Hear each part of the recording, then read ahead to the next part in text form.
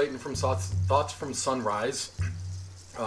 These videos are an attempt to discover the nature of consciousness, how the mind works, and the nuances of it. And this is based on my own path of discovery. I've had some deep insights, I think we all have along the way, and this is my attempt to share what comes up with me on my own path, and that hopefully it's helpful as we go about this journey of life. We have this treacherous process of being born into this chaotic world, trying to navigate our way through, and then hopefully come out at the end in a better place with a deeper understanding of life. And hopefully along the way, we learn to open our hearts more. Because as we do, I've noticed that there's a deeper connection possible. There's something more available than if we follow the conditioned path that's laid out before us and just following the rules that we're told.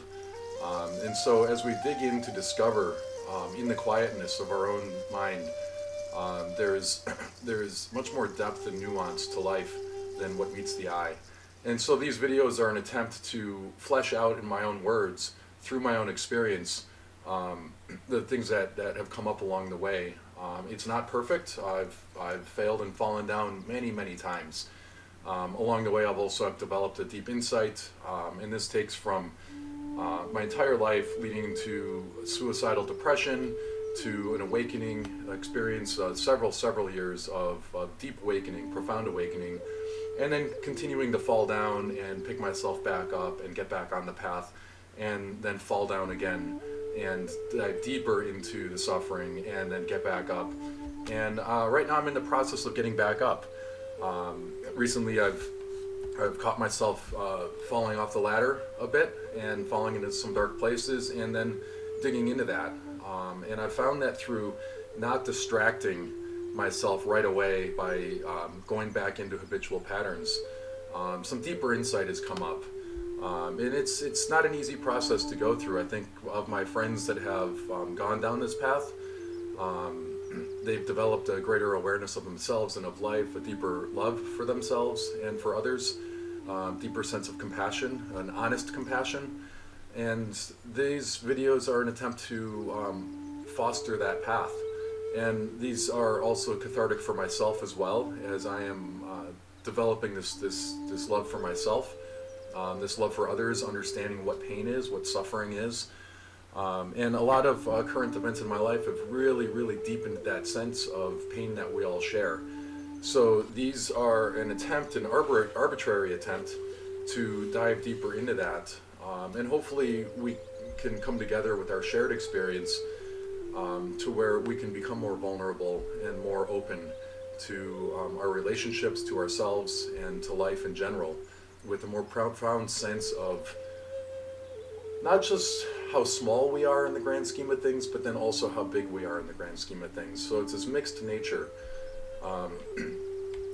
I've been studying relationships recently and diving deeply into them. I've been trying to understand my own process and come to a deeper sense of peace within what seems to be treachery and harshness of what the world has to offer. I know we've been in a pandemic for the last couple of years. It's really stirred up a lot of stuff for a lot of people. During most of the period I was unaffected. My life had continued. I continued to be busy with work and relationship, and it didn't seem to settle with me right away, the depth of what was stirring up inside. And some circumstances came up that really triggered all of the stuff that I was hoping to get into at the outset. When this pandemic happened, I was really hopeful that, hey, this will be my retreat. I'll be forced in isolation. I'll be forced into this period of retreat where I can meditate and I can look into my past pains and get beyond them. That didn't happen right away because I was busy with my work and relationships, and now I came to a point where my work has been slowing down. I've been settling up on a lot of the jobs, and my relationship stuff had taken a pause. And it really forced me now into this place of this deep quietness. Let's say not quietness, but deep sense of aloneness. And I've been digging into that, and it's been really frightening and scary. But instead of just replacing that sense of aloneness with filling it with more distractions, so I've allowed myself the space and time to really sit and see what comes up in the mind and what's happening in the body. And I think this is very, very important. It's been very insightful to see my own patterns and understand the nature of the mind and the nature of the importance of connections, the importance of community, but then also the importance of honoring oneself and the importance of really understanding oneself and looking into the pain of the past, the pain that we try to avoid and try to cover up. And we do that in very subtle ways, often through self-deception, through manipulation, through how we operate in the world in order to seem important, in order to seem good and kind and justified.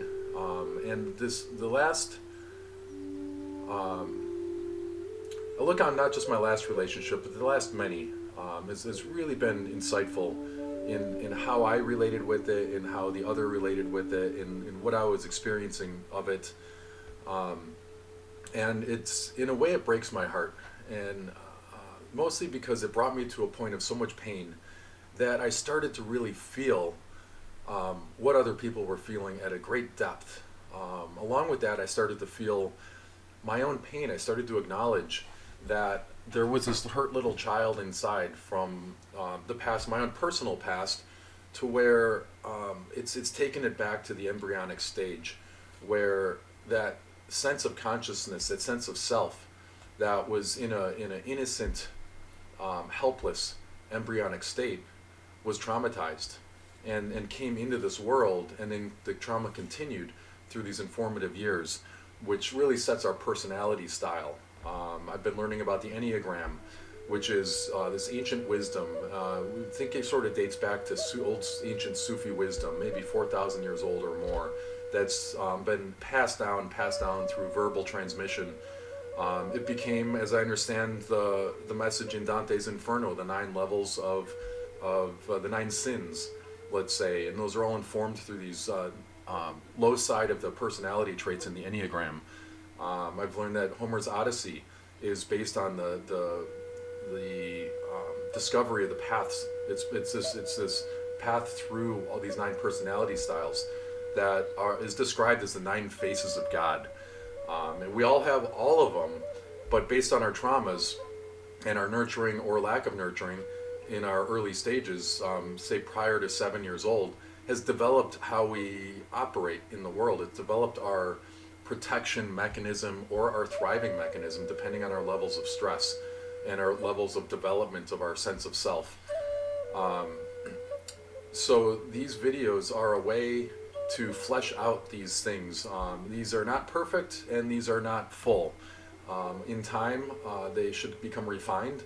They should become a way for us to discover together who we are, so that we can come together instead of creating division. Right now the world seems to be in a chaotic place of division, but I think if we take a bigger view and step back from the division that's occurring, it might open us up to see a bigger view of life, something that's happening, because this is not the first time the world has been in this place. This world recreates these scenes, it recreates these challenges, and I think it seems to be a way for the individual to discover the depths of who they are, the depths of their place in the world within it. And these challenges that we come across are not necessarily setbacks. It's sort of like, I've heard some teachings say that we will repeat and repeat these situations in our lives until we learn from them. And so if you find yourself in, say, the same setting, maybe with different people, with different clothing, a different time period, but you're still receiving the same experience under the surface, it means that we haven't learned the lesson yet. And so I know that's true for me. When I look back at different relationships, different work environments, different nuances of my life, I notice the patterns. And so what is the common feature in these things? And it turns out it's me. It's not you, it's me. you are there being you, doing your thing, and I'm here doing my thing. And then there's confusion. There's a sense of like or dislike. There's a sense of coming together and a sense of falling apart. But underneath that, there is a similar common element that's occurring. And that's really where we need to go to learn, to grow, to move beyond, so that way there can be a new experience, a greater experience. I think that's what we're all striving for, in a way, is to be happy. But are we being happy because we're being fulfilled by this constant stimulation of the world? Which is possible, because there's always stimulation in the world. There's infinite bodies, there's infinite things to do. There is constant stimulation that we can run from one situation to a next to continually be stimulated with this seeming sense of fulfillment.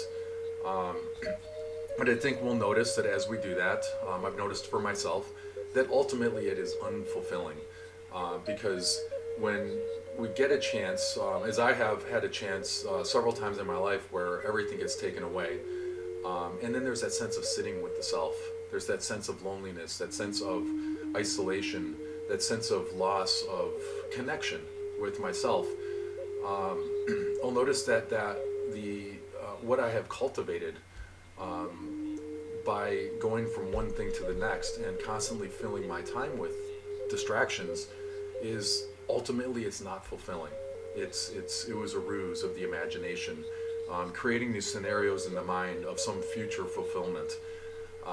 So I found that this digging into the pain, digging into the suffering, and this feeling in the moment that comes up is actually very fruitful, because it helps to discover that sense, that inner child inside that's been screaming all along to love me, to hold me, to be with me, to support me, and not look to someone else to do that for me. When we do that, it tends to set up a situation that is ultimately going to fail at some point. I know in relationships we tend to do this, and there's this initial scene, they call it the honeymoon phase, where there's a sense of fulfillment, that our partner is the ultimate fulfillment for our needs. But at a certain point, when things become, say, routine, or predictable, and that happens oftentimes in a relationship, that all of a sudden there tends to be this searching for something more. And there's different ways to go about this, and I've seen in good relationships where the partners are able to hold space for each other, to where they don't take it personally that this person is going through a process, and will hold the space so that that person can feel their pain and search for it within themselves, the source of that pain, and vice versa, where they each do that for each other. And other relationships come together where we feel the other person's pain, that when we take it on as our own. I know for me this has been a challenge, because I would, without a clearly defined sense of self, from my own upbringing, that sets some confusion. And I ask that as I share my own experience, that you look to your own as well, to understand that you do this too. That this is not, I'm not in isolation here where I'm operating separate than anyone else's. This is the nature of the mind. This is how the mind works, on different levels. So as you know, if I don't have a clearly defined sense of self, that is not based on the input that I'm receiving, not based on your approval, then when, let's say, my partner or friends or family would have a certain feeling that I would react to, that would cause me to like tighten up, there'd be tension in my chest or in my stomach, or somewhere in my body where I would feel this tension. Really, I can put words on it, I can put emotions, but let's just call it tension, because really that's what it is. It's just closing off. Then that creates this division. This is something that I've noticed deeply within myself. I spent a weekend retreat this past weekend doing some ayahuasca in San Pedro. And ayahuasca is a tea that's brewed from a tree bark and tree roots that are mixed together, and they brew this powerful tea that elicits a high level of DMT in the brain, which then floods the body with this state of awareness. Now, DMT has been called the God particle, and it really connects you to this higher state of consciousness that is normally unavailable when we're locked into the conditional state of being. And then San Pedro is considered a grandfather of medicine. Comes from a cactus, and it's supposed to be a grounding, heart-opening drug tea plant. It's from a plant, and what had occurred with me is it really took me this depth of seeing this nuanced nature of the mind, of my own place in how this pain that I had that I wasn't ready to feel got cast and overlaid over my experience of the others. And so if you consider this, that when there's tension in you in a relationship with someone else, is that tension is actually oneself closing off from oneself. This is the pain that I haven't acknowledged yet, that now I'm interpreting your actions through that pain. And now you've become the placeholder of my pain. And so then I accuse you of what your inability to visit your pain. And this weekend, what came up was, it was only because this was my pain that I wasn't ready to acknowledge and respond to yet as well. And so when we come together, we're triggering each other. And this has been, there's some spiritual teachings, some spiritual wisdom that says that at some level, before we came into this life, we made an agreement to meet. We made an agreement to come together in order to bring this stuff up so we could work with it. Now, whether we work with it or not, that's where our choice comes in, where we can bring a state of awareness to that feeling and say, thank you. You brought this up in me. Now I can see it. Because we can't see it if it doesn't come up. And this is a really good thing about relationships, is they have a possibility of triggering this stuff. And it's not just a possibility, it's an inevitability that they do. Once we get past that honeymoon phase of a relationship, this stuff starts to boil up. The boredom, let's say we're always seeking an external source of supply. Eventually in the relationship, things start to get boring. And so we will unconsciously trigger the other person in order to really test the limits of the supply that they have, to see if this person is enough for me so I don't have to look at my pain. Can you continually entertain me? And it's like a drug, because at a certain point the entertainment is not enough because I'm used to it now. So now I'm going to trigger you even more and even more because I'm not ready to look at my stuff. And so in a, let's say, a not well-developed person, and I'm speaking for myself as well because I have been that person. Great possibility I still am as I work through this process. But let's take a look at how in a relationship sometimes it gets boring. And so we start subconsciously creating problems. We're starting to stir up the other person to see. So it's like walking on eggshells. We can really force them into a position to please us more, to be more exciting, to be more entertaining, to be better and bigger, to keep us entertained, so that I don't have to look at my own sense of loneliness. This is a really tricky thing that the mind does. This is really important to pay attention to. And if you're in a relationship and it starts to become boring, can you really dig into that boredom and still stay without forcing the other person to, like, can you stay with that sense of boredom? Can you really look at it and say, like, this is my boredom. This is my fear. This is my fear of being abandoned. This is my fear. Because oftentimes if we have a fear of being abandoned, we will push the other person away in order to validate that belief that we will be abandoned. We will force the person into a position to not show us the love, or we won't even see what they're doing to show us their love, in order to validate that reality that we've been informed of as a child, that we aren't loved, that we aren't enough, that we should be ashamed of who we are. And so we will trigger the other person, and if the other person isn't strong enough to sit and to not react, then they validate that reality for us. And so we have this cacophony of relationships coming together in the world. This is not just me, this is the world, that we're triggering each other, and we can boil this from personal relationships and expand this into the macro, into the nature of all worlds, the countries, nations, all political sectors, business, the competition, in the advertising, in everything, is this constant demand to be better and bigger. We always have to have the next best car, the next model, in order to be better than the last. There's never this okayness with, hey, we made a great, maybe except for a couple, let's say Porsche and maybe Jeep, that rarely have to modify their thing because they found something that works and it's really good, and there's not a compulsive need to always continually put out the next best thing. Now it's a kind of a loose translation. There is always modifications, but there's still, I like that analogy because there's still sticking to a basic standard, or have for a long period of time. But normally, if you look at most production, there's this constant driving and striving for the next best thing. It's got to be better. You can't just settle for a thing. And then the consumers also demand this next best thing, because what you have just isn't enough.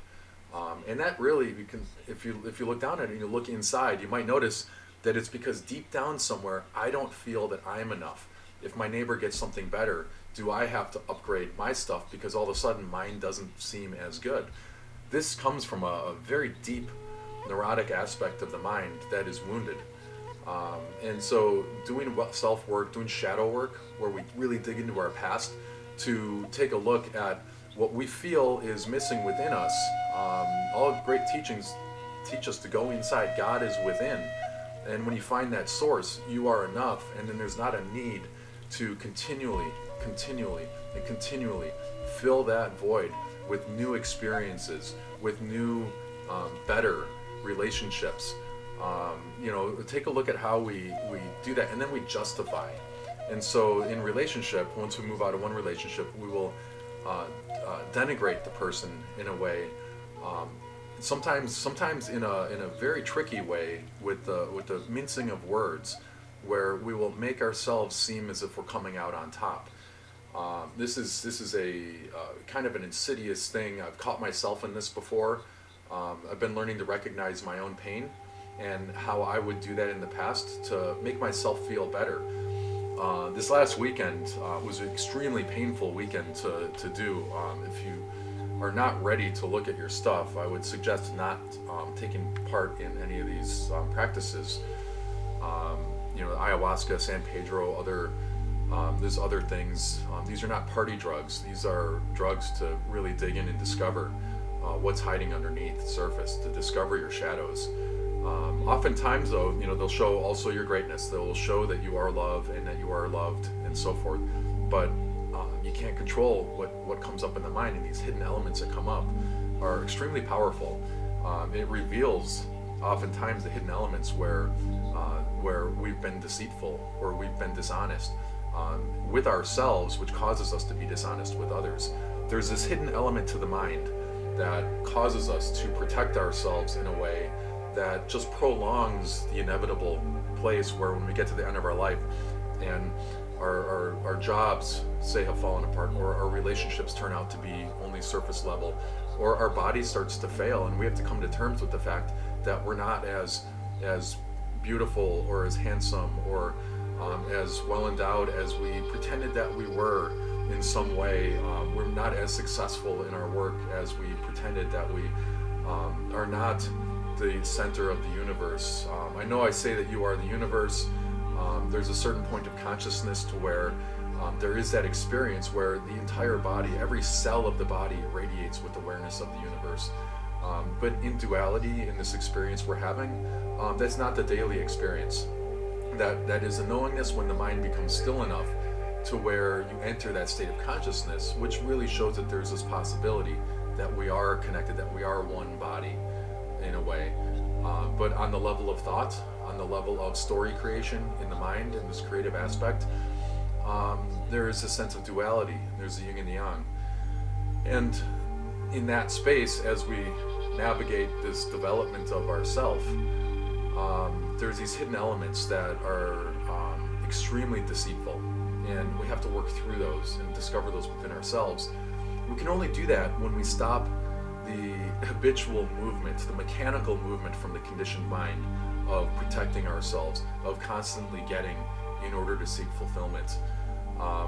So these videos that I'm doing is my journey. It's a path in the process of really getting back to that point of universality, of this sense of lovingness, of seeing my own place in the hardships of relationships that I've been in, that have really left me with a sense of loss, with this sense of disconnection with myself.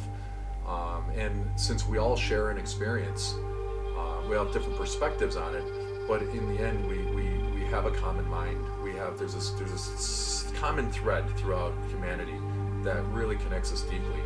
And so this process is the way to discover and how to discover within oneself, so we can go beyond this limited thinking of just getting for ourselves.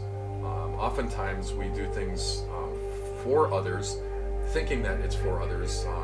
I know this is going on a lot right now too, as far as a very controversial way, as far as the pandemic that we're in, that we're placing rules and restrictions on others, thinking that, hey, this is for everyone.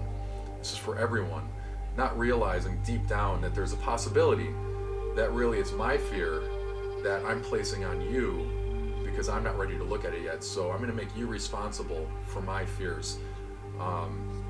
So this is not just in personal relationships. This is how we operate in the world. It's so important to sit back and take a look at what those fears are, where they stem from, and learn to integrate that fear. And then something else might occur. We might discover that we are invulnerable in a way. There's a lot of research that shows that this actually occurs. There's sciences now that show that the way we relate with the mind actually has an effect on our physical experience of the world. Science is a study. It's not a set in stone. Once something's discovered, it's not set in stone. And so as it continues to evolve, there are many modern sciences now that are validating ancient traditions of the mind. And so as we relate differently with ourselves, our level of consciousness rises. And as our level of consciousness rises, there's a different relationship with the world. And we can't see that stuff until we dig into our own pain and suffering. I know that the Course in Miracles says that if you're not happy, if you're not joyful, something has gone wrong. And so it's important to recognize, like, if I'm not in a joyful place, like, something's gone wrong. And what's gone wrong? Well, it's not the world, it's something in me. And so if I am in a place that's not joyful, it's informative that I need to dig into my pain and suffering to really become free from it. I can't avoid it. I can't go out and just get drunk every night. I can't go out and just sleep with someone to get fulfillment in the moment, to feel a connection. Because ultimately, what I've found in my own experience is those connections are generally empty. They're nice in the moment. I do get that sense of connection. If I'm feeling lonely, I can just go out to the bar or call people and fill in my time. But then also when I go home, I still have to sit with myself. And what I found is by not filling my schedule of constantly filling that time, is I've had to sit with that, and it started to come up, and I've seen that child in the fetus, the embryo, that was being neglected even at that stage, and how informative that was to my life conditions, to my work, and my place within my relationships, and so forth. It's been extremely revealing. And this is a very, very difficult path to walk. It's a scary path, it's a lonely path. But as I understand that, I have some dear friends that have walked this path, some dear friends that are walking this path right now. And it is very difficult. But also, what they say is it's also very rewarding. It's the most rewarding thing you can do. So there's a certain point that, once you get all your promotions, once you've had your relationships, and have this sense of, eventually, there might be a sense of emptiness in it. I think a lot of people experience this midlife crisis, where all of a sudden you've accomplished all of these things. You've wrote the best piece of music. You have achieved your CEO level, of or a higher level of work.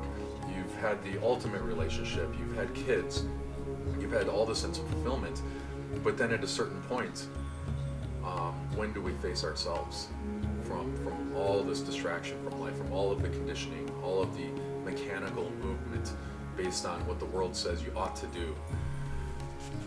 So that's something that I've looked at, and I've found that it's really important to sit, to look at these things honestly, to be honest with oneself, which is extremely painful.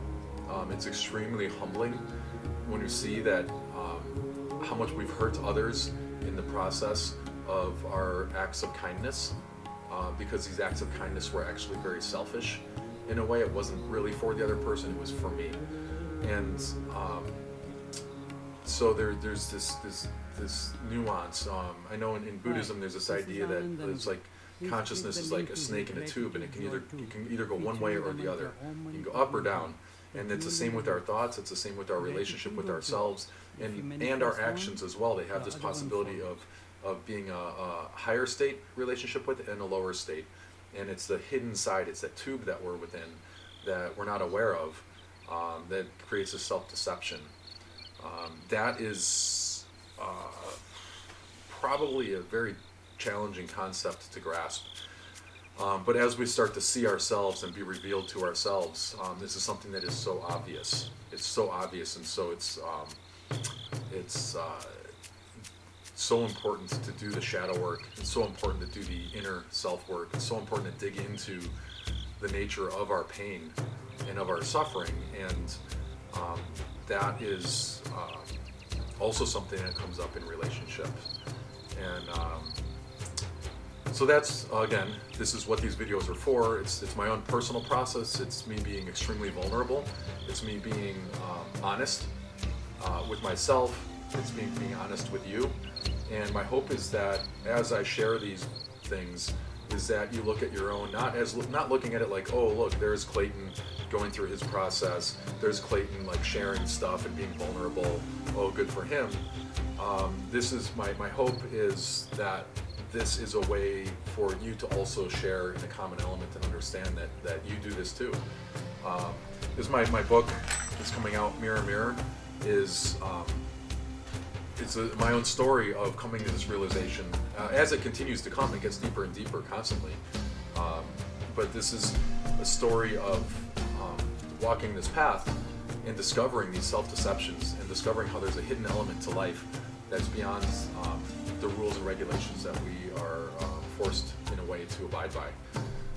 So anyways, I just want to share that with you and implore you to do your own work, to look at your shadow, to stop and take a pause and look at the possibility that as we're going about life and making decisions to do things, that on one level we might be helping someone, and another level we might be harming them in their own process through how we're not being present to our own stuff. So anyways, that's what I want to share right now.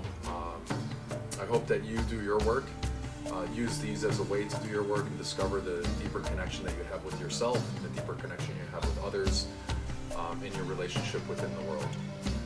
So I'll continue to flesh these out. I'm going to continue to be vulnerable and to share what's coming up for me. None of this is gospel. None of this is set in stone. None of this is correct.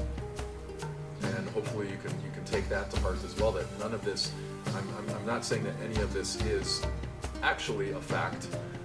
While I might say that, I also know that everyone has their perspective and everybody has their stages of growth, and everyone has their state of consciousness that they live within that may or may not resonate with this.